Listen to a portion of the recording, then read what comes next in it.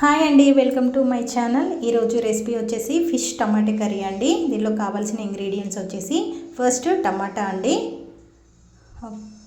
తర్వాత అల్లం పేస్ట్, తర్వాత తగినంత సాల్ట్, తర్వాత చింతపండు రసం, తర్వాత ధనియాలు, మెంతులు, జీలకర్ర పొడి అండి వేయించి పట్టి పెట్టుకున్నాను.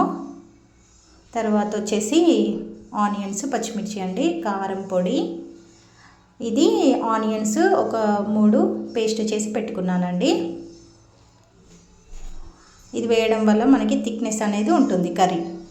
అలాగే కొత్తిమీర, వెల్లుల్లి, కరివేపాకు. So let start. ప్యాన్ పెట్టుకొని ఆయిల్ వేసి దాంట్లో 1 స్పూన్ జీలకర్ర, కరివేపాకు, 4-5 వెల్లుల్లి రెబ్బలు వేసి మగ్గాక దాంట్లో ఆనియన్స్, పచ్చిమిర్చి వేసి అవి బ్రౌన్ కలర్ వచ్చే వరకు వేపాలి. తర్వాత దీంట్లోకి ఆనియన్ పేస్ట్ అయితే వేయాలి.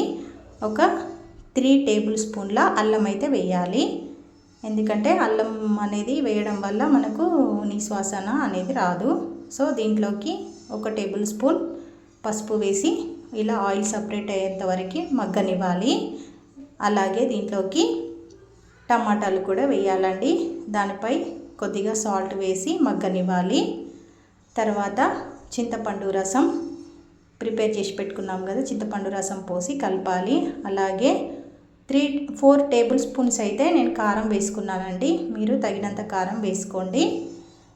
ఇలా 4 టేబుల్ స్పూన్ల కారం వేసేసి కలుపుకోవాలి అండి. రుచి బాగుంటుంది.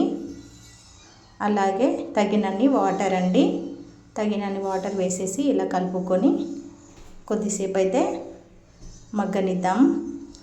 ఇలా మనకి ఆయిల్ సపరేట్గా కనిపిస్తుంది కదండి. సో ఇది కొద్దిగా వేడయ్యాక చూసారా ఎలా ఉందో. సో ఈ టైంలోనే మనం ఫిషెస్ అయితే వేసుకోవాలి అండి. తర్వాత 5 మినిట్స్ తర్వాత ఇలా చూస్తే చూడండి బాగుంది కదా. సో ఇప్పుడు దీంట్లోకి మనము వేయించి పెట్టుకున్న ధనియాలు, మెంతులు, జీలకర్ర పొడి అయితే వేసామండి. ధనియాలు 3 టేబుల్ స్పూన్, జీలకర్ర 1 స్పూన్, మెంతులు 1 స్పూన్ అండి. ఇవి ముందుగానే వేయించి పెట్టుకొని ఇలా మనం లాస్ట్కి పొడి వేసామంటే చేపల పులుసు అనేది గ్రేవీగా థిక్గా వస్తుందండి.